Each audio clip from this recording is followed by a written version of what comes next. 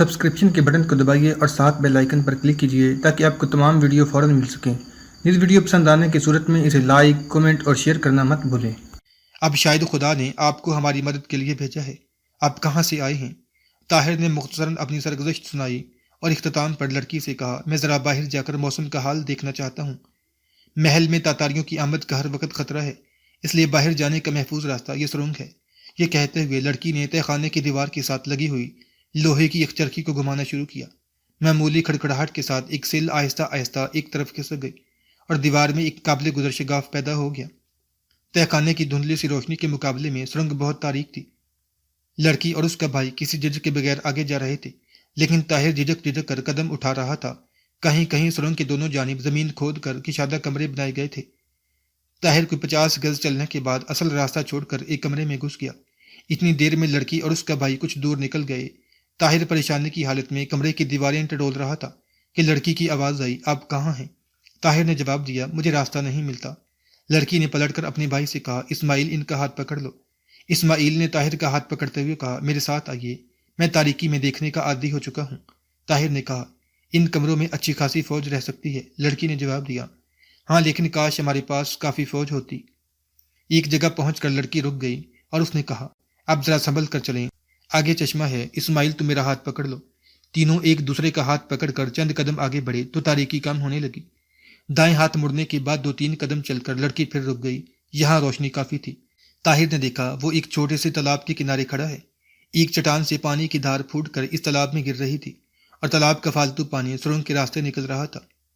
5-6 قدم آگے یہ سرنگ ختم ہو جاتی تھی اور یہ آخری حصہ بہت تنگ تھا، پانی کی گہرائی سے ایک بالشت سے بھی کم تھی۔ لڑکی کی تقلید میں اسماعیل اور طاہر ابھرے ہوئے پتھروں پر پاؤں رکھ کر آہستہ آہستہ چلتے ہوئے سرنگ سے باہر نکلے۔ ان کے سامنے درختوں سے ڈھکی ہوئی گہری اور تنگ وادی تھی۔ برف باری تھم چکی تھی لیکن مطلع ابر آلود تھا۔ درخت، پتھر اور زمین کی ہر شے برف سے ڈھکی ہوئی تھی۔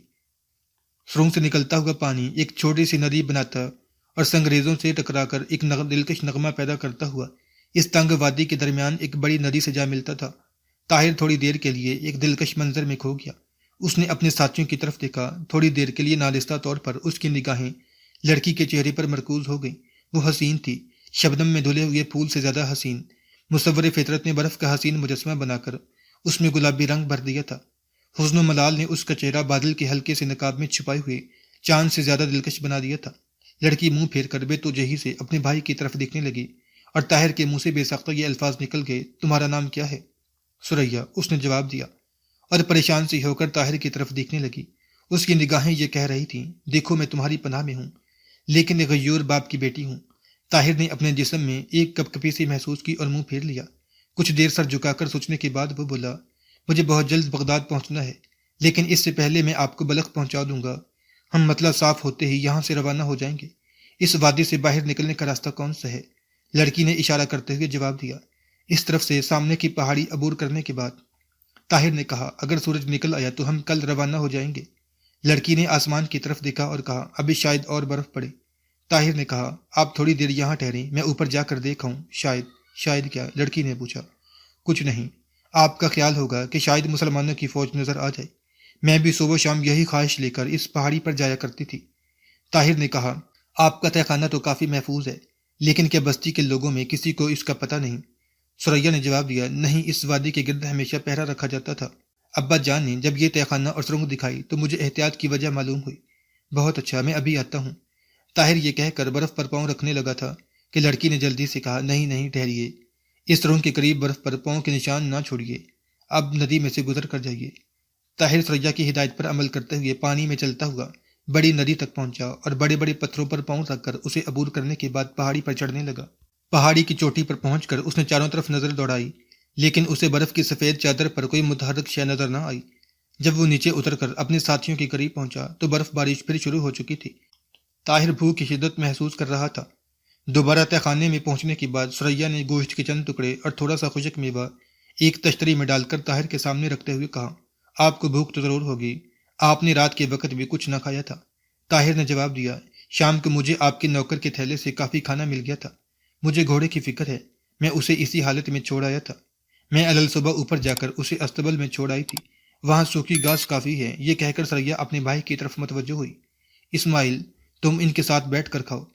اسماعیل طاہر کے ساتھ بیٹھ گیا۔ طاہر نے گوشت کے ٹکڑے کی طرف ہاتھ بڑھایا لیکن پھر کھینچ لیا اور ثریا کی طرف دیکھتے ہوئے کہا، لیکن آپ؟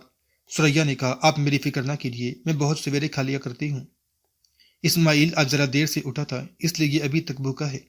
طاہر نے ایک نوالا منہ میں ڈالتے ہوئے لڑکے سے کہا، اسماعیل کھاؤ، لیکن اسماعیل مضطرب ہو کر اپنی بہن کی طرف دیکھ رہا تھا۔ ثریا نے ذرا آگے بڑھ کر لڑکی کے سر پر پیار سے ہاتھ پھیرتے ہوئے کہا، اسماعیل کھاتے کیوں نہیں؟ کم سن بچے کی آنکھوں میں آنسو بھر آئے اور وہ کپ کپاتے ہوئے ہونٹوں کو بینچنے کی کوشش کرتا ہوا دونوں ہاتھ پھیلا کر ثریا سے لپٹ گیا۔ میں نہیں کھاؤں گا، میں نہیں کھاؤں گا، اس نے ہچکیاں لیتے ہوئے کہا۔ طاہر نے محسوس کیا کہ کوئی تلخ شے اس کے حلق سے اتر گئی ہے۔ اس نے تشتری اٹھا کر ثریا کے سامنے رکھ دی اور کہا، میں اپنا حصہ کھا چکا ہوں۔ ثریا نے کہا، نہیں نہیں، آپ بھوکے ہیں۔ طاہر نے کہا، ایک عرب ماں کی بیٹی سے مجھے یہی توقع تھی، لیکن میں اب آپ کا مہمان نہیں، محافظ ہوں۔ مجھے شام کے وقت پیٹ بھر کر کھانے کے لیے مل گیا تھا، لیکن آپ نے شاید شام کو بھی بہت تھوڑا کھایا ہو۔ طاہر نے اٹھ کر کمان سنبھال لی اور ترکش گلے میں ڈالتے ہوئے کہا، آپ یہ کھا لیں، میں انشاءاللہ جلد واپس آ جاؤں گا۔ اگر بستی میں کوئی شے نہ ملی تو شاید باہر سے کوئی شکار مل جائے۔ ثریا نے کہا، بستی میں انسانی لاشوں کے سوا تاتاری سب کچھ چٹ کر گئے ہیں اور اس موسم میں شاید شکار بھی نہ ملے۔ طاہر نے کہا، مجھے یقین ہے کہ خدا نے ہمیں بھوکوں مرنے کے لیے یہاں نہیں اکٹھا کیا۔ میں انشاءاللہ خالی ہاتھ نہیں آؤں گا۔ اب شام کی فکر کیے بغیر یہ کھانا کھا لیں۔ ثریا نے کہا، اگر آپ کو خدا کی رحمت پر اس قدر بھروسہ ہے تو کم از کم اپنا حصہ کھا کر جائیں۔ طاہر نے جھک کر گوشت کا ایک ٹکڑا منہ میں ڈالتے ہوئے کہا، بس میں نے اپنا حصہ لے لیا ہے۔ لڑکی نے کہا، میں آپ کو باہر پہنچا آتی ہوں۔ نہیں، میں نے راستہ دیکھ لیا ہے۔ یہ کہہ کر طاہر سرنگ کے راستے باہر نکل گیا۔ طاہر کے جانے کے بعد ثریا نے کہا، اسماعیل اب کھا لو۔ کمسن لڑکے نے جواب دیا، تمہارے بغیر نہیں کھاؤں گا۔ ثریا نے تشتری میں پڑی ہوئی اشیاء میں سے تیسرا حصہ نکال کر علیحدہ رکھ دیا اور کہا، یہ ان کا حصہ، جب وہ آئیں گے تو انہیں بہت بھوک ہوگی، اور یہ میرا اور تمہارا حصہ ہے۔ دوپہر کے وقت مطلع صاف ہو چکا تھا اور سورج کی روشنی میں برف کی چمک آنکھوں کو خیرہ کر رہی تھی۔ ہوا ساکن ہونے کی وجہ سے موسم قدرے خوشگوار تبدیلی ہو رہی تھی۔ ثریا اور اسماعیل سرنگ سے باہر چند درختوں کے درمیان ایک پتھر پر بیٹھے طاہر کا انتظار کر رہے تھے۔ برف پگھلنے سے درختوں کی ٹہنیاں آہستہ آہستہ ننگی ہو رہی تھیں۔ سامنے وادی کے درمیان ندی کا پانی آہستہ آہستہ زیادہ ہو رہا تھا۔ اسماعیل نے کہا، آپا وہ ابھی تک نہیں آئے، ایسی دھوپ میں شکار ضرور مل جاتا ہے۔ ثریا نے جواب دیا، خدا سے دعا کرو، وہ بہت اچھے آدمی ہیں، اگر ابا جان ہوتے تو انہیں اپنی فوج کا سالار بنا لیتے، لیکن آپا اگر انہیں شکار کی بجائے تاتاری مل گئے تو خدا ان کی مدد کرے گا۔ اگر ہمیں یہاں کسی تاتاری نے دیکھ لیا تو یہاں ہمیں اوپر سے کوئی نہیں دیکھ سکتا۔ اگر انہیں تاتاریوں نے پکڑ لیا اور انہوں نے اپنی جان بچانے کے لیے تاتاریوں کو ہمارا پتہ دے دیا تو چپ رہو، اپنے مہمانوں کے متعلق ایسی باتیں نہیں سوچا کرتے، اور پھر برف باری شروع نہ ہوئی تو ہم یہاں سے روانہ ہو جائیں گے انشاءاللہ۔ اسماعیل خاموش ہو گیا، لیکن تھوڑی دیر بعد وہ چلانے لگا، وہ آ گئے، وہ آ گئے۔ آپا، آپا ادھر دیکھو، وہ پہاڑی دمبا لا رہے ہیں، دیکھو آپا، دیکھو وہ کتنا بڑا ہے، وہ اسے بڑی مشکل سے اٹھا کر چل رہے ہیں، آگ بجھ تو نہیں گئی ہوگی۔ ثریا نے درخت کی آڑ سے ایک طرف ہو کر دیکھا، طاہر کندھے پر ایک پہاڑی دمبا اٹھائے ندی عبور کر رہا تھا۔ اسماعیل نے کہا، آپا آگ تو نہیں بجھ گئی ہوگی، مجھے بہت بھوک لگ رہی ہے۔ ثریا نے کہا، تم تو کہتے تھے کہ تم بالکل سیر ہو گئے ہو، میں یہ نہ کہتا تو آپ اپنا حصہ بھی نہ کھاتی، لیکن اب تو خدا نے دمبا بیچ دیا ہے۔ آپا یہ بہت اچھے آدمی ہیں۔ طاہر نے سرنگ کے قریب پہنچ کر ان کی طرف دیکھتے ہوئے کہا، اب جلدی اندر چلیں، مجھے ڈر ہے کہ آس پاس تاتاریوں کا کوئی گروہ نہ ہو، یہ دمبا میرے تیر کا نشانہ بننے سے پہلے زخمی تھا۔ تھوڑی دیر بعد جب تہخانے میں ثریا دمبے کا گوشت بھون رہی تھی، اسماعیل طاہر کے قریب آگ کے سامنے بیٹھ کر بار بار بے قراری کے ساتھ یہ کہہ رہا تھا، آپا اب پک گیا ہوگا۔ طاہر کی گزشتہ جسمانی تکالیف اور ذہنی پریشانیوں کے بعد اس تنگ و تاریک تہخانے میں ایک طرح کی آسودگی محسوس کر رہا تھا، تاہم مستقبل کے متعلق وہ ایک چبھتا ہوا احساس اسے کبھی کبھی پریشان کر دیتا۔ کبھی کبھی اسے خیال آتا کہ وہ اڑ کر بغداد پہنچ جائے اور وہاں اونچے لیکن خاموش ایوانوں میں ایک ہنگامہ معیشت اور کھڑے پانی کی سی زندگی میں ایک ارتعاش پیدا کر دے۔ وہ تصور میں بغداد کی مساجد میں لاکھوں مسلمانوں کے سامنے پرجوش تقریریں کر رہا تھا۔ کبھی وہ بغداد کی ایک بے پناہ فوج کے ساتھ خوارزم شاہ کے جھنڈے تلے تاتاریوں کا مقابلہ کر رہا تھا۔ کبھی وہ خلیفہ اور وزیر اعظم کو آنے والے خطرات سے آگاہ کرنے کے بعد ان کی بے حیثی سے مایوس ہو کر انہیں جلی کٹھی سنا رہا تھا، اور کبھی تصور میں وحید الدین کو خلیفہ کے سامنے مجرموں کے کٹہرے میں کھڑا کر کے نہایت زوردار الفاظ میں اس کا جرم ثابت کر رہا تھا۔ طرح طرح کے خیالات کے ہجوم میں اسے کبھی کبھی اسماعیل کی کسی بات کے جواب میں ثریا کی آواز سنائی دیتی، یہ آواز جو موسم بہار کا پیغام لانے والے پرندوں کے ترانے سے کہیں زیادہ میٹھی، دلکش اور دل فریب تھی۔ وہ آگ کی روشنی کے سامنے اس کا خوبصورت چہرہ دیکھتا اور ایک لمحے کے لیے اس کے دل کا اضطراب لطیف دھڑکنوں میں تبدیل ہو جاتا۔ اس کے سامنے ایک نئی دنیا آ جاتی، اور وہ دنیا جس میں آنکھیں کھولنے کے بعد ہر انسان گوشے عافیت تلاش کرتا ہے، اپنے سے زیادہ کسی ایسے وجود کے لیے جس کی مسکراہٹ میں اسے زندگی کے طوفانوں سے پناہ ملتی ہے۔ صبح کی کوہر میں لپٹے ہوئے سورج کی دھندلی شعاؤں کی طرح غم کے بادلوں نے ثریا کے چہرے کو زیادہ دل فریب بنا دیا تھا۔ حیا کے ہزاروں پردوں میں چھپی ہوئی ملول نگاہیں طاہر کو جو پہلا اور آخری پیغام دے چکی تھیں وہ یہ تھا کہ ہم ایک دوسرے کے لیے ہیں، ہمیں ایک دوسرے کی ضرورت ہے۔ طاہر محسوس کر رہا تھا کہ اس صورت سے ملتی جلتی ایک دھندلی سی تصویر اس کے دل میں پہلے بھی موجود تھی، ایسی آواز وہ پہلے بھی سن چکا تھا۔ طاہر شاہراہ حیات کی اس منزل پر تھا جہاں پہنچ کر انسان کسی کی رفاقت کی احتیاج محسوس کرتا ہے، جہاں کسی دوشیزہ کی مسکراہٹ اسے واپس دلانا اس کے لیے کائنات کا سب سے بڑا مسئلہ بن جاتا ہے۔ لیکن وہ ان لوگوں میں سے تھا جو پھولوں سے کھیلنے کی بجائے کانٹوں کو مسلنے میں زندگی کی صحیح لذت محسوس کرتے ہیں، جنہیں رباب کی تانوں سے زیادہ تلواروں کی جھنکار زیادہ دلکش محسوس ہوتی ہے۔ وہ اپنے لیے جینے کی بجائے دوسروں کے لیے مرنا سعادت سمجھتے ہیں، اور کسی ایک پھول کو اپنی آنکھوں کے لیے سامان تسکین بنانے کی بجائے اپنے خون سے ہزاروں پودوں کو سیراب کرتے ہیں۔ ثریا کی طرح خوارزم کی اور ہزاروں لڑکیوں کی بے کسی کی تصور نے طاہر کے جسم میں ایک کپکپاہٹ سی پیدا کر دی۔ اسے قوم کی ان ہزاروں بے کس بہنوں اور ماؤں کی جگردوز چیخیں سنائی دینے لگی، جن کے دامن عصمت کی طرف وحشی تاتاریوں کے ہاتھ بڑھ رہے تھے، جو پھٹی پھٹی نگاہوں سے آسمان کی طرف دیکھ کر کہہ رہی تھیں، ہماری عصمت کے رکھوالے کہاں گئے؟ ہمارے غیور بیٹوں اور بہادر بھائیوں کو کیا ہو گیا؟ طاہر نے چونک کر کہا، ہم کل پچھلے پہر یہاں سے روانہ ہو جائیں گے۔ ثریا تھوڑی دیر کے لیے سوچ میں پڑ گئی، اور طاہر نے پھر کہا، ہمیں صرف 2-3 منازل میں خطرہ ہے، اس کے شاید کسی چوکی سے مدد مل جائے۔ ثریا نے کہا، مجھے اسماعیل کا خیال ہے، ہمارے پاس صرف ایک گھوڑا تھا اور وہ بھی مر چکا ہے۔ مر چکا ہے؟ آپ نے کب دیکھا؟ جب آپ شکار کے لیے گئے تھے میں وہاں دوبارہ گئی تھی، مجھے وہ صبح کے وقت بھی بیمار معلوم ہوتا تھا۔ طاہر کسی گہری سوچ میں پڑ گیا۔ تھوڑی دیر بعد اسماعیل نے کہا، آپ میری وجہ سے پریشان نہ ہوں، میں پیدل چل سکتا ہوں۔ ثریا نے کہا، آپ کو یہ امید نہیں کہ خوارزم کی افواج دوبارہ اس طرف آئیں گی؟ طاہر نے جواب دیا، جو افواج تیمور ملک کی امداد کے لیے نہ پہنچ سکیں مجھے ان سے کوئی توقع نہیں، لیکن مصیبت انسان کو قدرت کے معجزات کا طلبگار بنا دیتی ہے۔ میں خوارزم شاہ کی مدد سے مایوس ہوں، لیکن قدرت کی مدد سے مایوس نہیں۔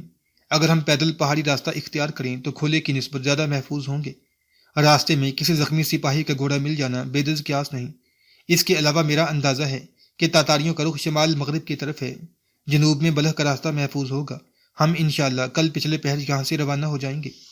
شام کے وقت طاہر نے جب نماز کے بعد دعا کے لیے ہاتھ اٹھائے تو اسے اوپر محل میں گھوڑوں کی ٹاپوں کی آواز سنائی دی۔ ثریا نے فوراً اٹھ کر سلگتی ہوئی آگ کو پتھروں کی سلوں سے ڈھانپ دیا۔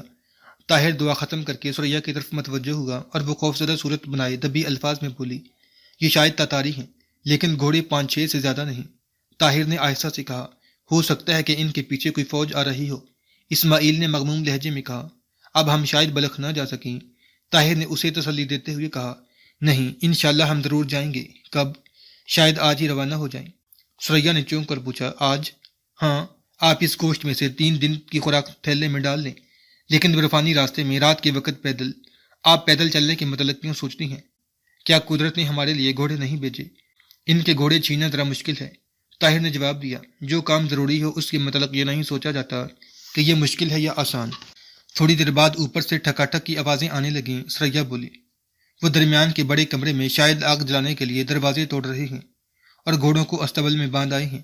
میں سیڑھی پر چڑھتی ہوں، ان کی آوازیں سن کر میں ان کی تعداد کے متعلق صحیح اندازہ لگا سکوں گی، لیکن اوپر پتھر کو ابھی نہ ہلانا، شاید کوئی اوپر والے کمرے میں موجود ہو۔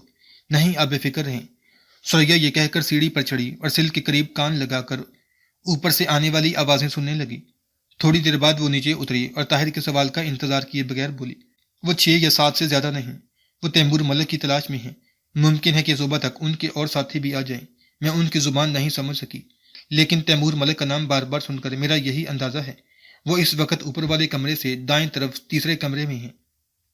تہ خانے کی تاریکی میں ہر لہجہ اضافہ ہو رہا تھا۔ تاتاری اپنی زبان میں کوئی راگ گا رہے تھے۔ طاہر عشاء کی نماز ادا کرنے کے بعد دیر تک بیٹھا رہا۔ جب تاتاریوں کا راگ ختم ہوا تو وہ ثریا اور اسماعیل کو تیار رہنے کا مشورہ دے کر سیڑھی پر چڑھا اور چھت کے قریب کان لگا کر سننے لگا۔ ایک تاتاری باتیں کر رہا تھا اور باقی خاموش تھے۔ تاتاری زبان کے چند الفاظ طاہر بھی سیکھ چکا تھا اور وہ صرف یہ اندازہ لگا سکا کہ بولنے والا اپنے ساتھیوں کو کوئی کہانی سنا رہا ہے۔ طاہر نے آہستہ سے سل کھسکا کر ایک طرف کر دی اور سوراخ میں سے سر اوپر نکال کر یہ محسوس کرتے ہوئے کہ کمرے میں کوئی نہیں باہر نکل آیا۔ پتھر کی سل اسی طرح شگاف پر رکھ دی۔ تاریکی میں چند قدم چلنے کے بعد طاہر کے ہاتھ ایک دروازے پر لگے۔ اس نے آہستہ سے دروازے کو باہر دھکیلا، لیکن دروازے کی چڑچڑاہٹ نے اسے پریشان کر دیا اور وہ جلدی سے بند کر کے دیوار کے ساتھ لگ کر کھڑا ہو گیا۔ بند ہوتے وقت دروازے کی چڑچڑاہٹ کی آواز نسبتاً زیادہ تھی۔ کہانی سناتے تاتاری اچانک خاموش ہو گئے۔ ایک ثانیے کے بعد اس نے اپنے کسی ساتھی سے کچھ کہا اور وہ نیم خوابی کسی حالت میں بڑبڑانے لگا۔ یہ آدمی، جن میں سے ایک طاہر کے اندازے کے مطابق داستان گو تھا، کچھ دیر ایک دوسرے سے بحث کرتے رہے۔ درمیان والے کمرے میں ان میں سے ایک کے داخل ہونے کی آواز سنائی دی۔ وہ بدستور بڑبڑا رہا تھا۔ طاہر نے فوراً یہ اندازہ لگایا کہ ان کے دو کے علاوہ باقی سب تاتاری سو گئے ہیں۔ تاتاری نے درمیانی کمرے میں سے گزرنے کے بعد طاہر کے کمرے کا دروازہ کھولا۔ چونکہ اب درمیانی کمرے کے دونوں دروازے ایک دوسرے کے سامنے تھے، اس لیے تیسرے کمرے سے آگ کی ہلکی سی روشنی طاہر کے کمرے میں پہنچ رہی تھی۔ وہ دیوار کے ساتھ سمٹ کر بے حس و حرکت کھڑا رہا۔ تاتاری بے پرواہی سے طاہر کے کمرے میں داخل ہوا۔ وہ ایک لہجہ کے لیے ادھر ادھر دیکھنے کے بعد آنکھیں ملنے اور اپنے ساتھی کو گالی دینے کے بعد واپس جا رہا تھا کہ طاہر کے آہنی ہاتھ اس کی گردن پر جا پڑے۔ پست قد تاتاری کے منہ سے ایک ہلکی سی آہ بھی نہ نکل سکی۔ آن کی آن میں طاہر نے اسے لاش بنا کر زمین پر لٹا دیا۔ تیسرے کمرے سے داستان گوئی کی آوازیں سنائی دے رہی تھی۔ وہ شاید اپنی داستان کا آخری حصہ سنانے کے لیے بے قرار تھے۔ طاہر نے جلدی سے تلوار نیام سے نکالی اور دیوار کے ساتھ لگ کر زور زور سے خراٹے دینے لگا۔ داستان گو یہ سمجھ کر کہ اس کا ساتھی ساتھ والے کمرے میں پہنچ کر سو گیا ہے، ہنستا ہوا اٹھا اور ایک جلتی ہوئی لکڑی ہاتھ میں لیے اس کمرے میں تک پہنچا، لیکن پیشتر اس کے کہ وہ کمرے کا جائزہ لے سکتا، طاہر کی تلوار اس کے سینے کے آر پار ہو چکی تھی۔ وہ لڑکھڑا کر فرش پر گرا، اس کے ساتھ ہی اس کے منہ سے ایک چیخ نکل گئی۔ تیسرے کمرے میں اس کے ساتھی اچانک اس چیخ سے بیدار ہو کر بیک وقت ایک دوسرے کو سمجھنے اور سمجھانے کی کوشش کر رہے تھے۔ طاہر ایک لمحہ کی توقف کے بغیر بھاگتا ہوا درمیانی کمرہ عبور کرنے کے بعد تیسرے کمرے میں جا داخل ہوا۔ وہاں آگ کی وجہ سے کافی روشنی تھی۔ تاتاری اٹھ کر اپنی تلواریں سنبھال رہے تھے کہ طاہر کی تلوار ان پر سائیکہ بند کر کوندی اور ان میں سے دو بسمل ہو کر فرش پر لوٹنے لگے۔ اتنی دیر میں باقی تین تاتاری سنبھل چکے تھے۔ طاہر کی تلوار کئی مرتبہ اپنے تینوں حریفوں کی تلواروں سے ٹکرائی۔ تاتاریوں نے اسے ایک خطرناک مد مقابل سمجھتے ہوئے منتشر ہو کر لڑنے کی کوشش کی، لیکن طاہر نے انہیں ایک کونے سے ادھر ادھر ہٹنے کا موقع نہ دیا۔ چند لمحات گزر جانے کے بعد ان میں سے ایک زخمی ہو کر تڑپ رہا تھا۔ طاہر کے بازو پر بھی ہلکا سا زخم آ چکا تھا، لیکن اپنے سامنے ایک کونے میں صرف ایک دو آدمی پا کر وہ پرجوش حملہ کرنے کی بجائے قدرے اطمینان سے لڑ رہا تھا۔ اچانک طاہر کو اپنے عقب سے ایک چیخ سنائی دی۔ وہ جلدی سے پینترا بدل کر ایک طرف ہٹا۔ اس کے بائیں ہاتھ سریا خون آلو تلوار لیے کھڑی تھی اور اس کے سامنے ایک اور تتاری جسے طاہر نے ابھی تک نہیں دیکھا تھا زخمی ہو کر تڑپ رہا تھا۔ اتنی دیر میں طاہر کے دو حریف منتشر ہو کر اس کے لیے دو محاذ بنا چکے تھے۔ سریا طاہر کے اشارے کا انتظار کیے بغیر ان میں سے ایک کے سامنے جا کھڑی ہوئی، لیکن طاہر نے چلا کر کہا، سریا تم ایک طرف ہٹ جو میرے پیچھے۔ طاہر نے پہلی بار اس کا نام لیا تھا اور اسے آپ کی بجائے تم کہہ کر مخاطب کیا تھا، اور یہ سریا کے لیے بہت بڑا انعام تھا۔ اس نے کہا، آپ میری فکر نہ کریں، میں نے بھی 1 ارب ماں کا دودھ پیا ہے، لیکن اسماعیل اکیلا، وہ بھی میرا ہی بھائی ہے۔ اب طاہر اور سریا ایک دوسرے کے ساتھ شانہ بشانہ کھڑے تھے اور وہ تاتاری پھر ایک کونے میں سمٹ رہے تھے۔ اچانک طاہر نے پینترا بدلا اور اس کی تلوار بجلی کی سی تیزی کے ساتھ سریا کے مد مقابل کا دایاں بازو کاٹ گئی۔ دوسرے لمحے میں سریا کی تلوار اس کے سینے کے آر پار ہو چکی تھی۔ اب طاہر کے سامنے صرف ایک تاتاری تھا اور سریا اطمینان کے ساتھ گرے ہوئے دشمن کی قبا کے ساتھ اپنی خون آلو تلوار صاف کر رہی تھی۔ تاتاری اب زندگی اور موت سے بے نیاز ہو کر ایک زخمی درندے کی طرح حملے کر رہا تھا۔ اچانک طاہر کے ہونٹوں پر ایک تبسم ظاہر ہوا، ایک مجاہد کا تبسم جو دشمن کے کانوں میں موت کا محیب ترین کہکہ بن کر گونجتا ہے۔ اس کی تلوار تاتاری کے سر پر چمکی، گری اور سینے تک پہنچ گئی۔ سریا کے ہونٹوں پر ایک مسکراہٹ کھیل رہی تھی، وہ مسکراہٹ جو قرون اولیٰ میں دختران اسلام کا غازیان اسلام کے لیے سب سے بڑا انعام ہوا کرتی تھی۔ طاہر چند لمحات کے لیے اپنے گرد و پیش کو فراموش کر کے اس حسین زمانے کا تصور کر رہا تھا جب ایک سیدھی سادی عرب لڑکی سرفروشان اسلام کی فوج کو اپنی بستی سے گزرتے ہوئے دیکھ کر یہ گایا کرتی تھی، قوم کے غیور بیٹو، تمہارے گھوڑوں سے اڑنے والی گرد مجھے کہکشاں سے زیادہ عزیز ہے، تمہارے غبار میں اٹے ہوئے چہرے میری نگاہ میں چاند جیسے حسین ہیں۔ طاہر کی آستین پر خون کا نشان دیکھ کر سریا جلدی سے اپنا رومال نکال کر بولی، آپ کو زخم آ گیا ہے، لائیے میں پٹی باندھ دوں۔ یہ معمولی خراش ہے، طاہر نے یہ کہتے ہوئے آستین چڑھا کر اپنا بازو آگے کر دیا۔ سریا نے اس کے زخم پر رومال باندھتے ہوئے کہا، میرا اندازہ 6-7 کا تھا۔ یہ 8واں شاید استبل میں پہرا دیتا ہوا آیا تھا اور آپ پر عقب سے حملہ کر رہا تھا۔ میں آپ کا شکر گزار ہوں، اگر آپ نہ ہوتی تو میرے لیے اس کا وار یقیناً خطرناک ہوتا۔ خدا کے لیے یوں نہ کہیے، میں صرف اپنی وکالت کرنا چاہتی تھی۔ میں وہاں نہ ٹھہر سکی۔ دروازے پر پہنچ کر میں نے دیکھا کہ وہ دبے پاؤں پیچھے سے آ کر آپ پر حملہ کر رہا ہے اور میری چیخ نکل گئی۔ میں بہت نادم ہوں۔